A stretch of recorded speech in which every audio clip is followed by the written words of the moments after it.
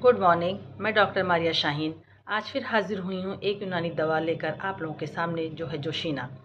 ये खांसी, नज़ला, ज़ुकाम, गले की खराश के लिए एक बेहतरीन यूनानी दवा है, क्योंकि ये अलसी, अमलतास, तुलसी, सपिस्ता जैसी बहुत सी दवाओं को मिलाकर बनाई गई हैं। अगर किसी के गले में खराश है, खांसी है, नज़ला है, ज़ुकाम है, तो ये इस दवा का इस्तेमाल करें। अक्सर लोगों में ये भी देखा गया है, जैसे ही मौसम चेंज होता है, नज़ला ज़ुकाम की शिकायत हो जाती है, वो लोग भी इसको इस्तेमाल करें। और ज़्यादा जानकारी के लिए मेरे दिए गए नंबर पर कांटेक्ट करें। अगर वीडियो पसंद आई हो तो लाइक करें, शेयर करें और फॉलो करना ना भूलें। Thank you. धन्यवाद।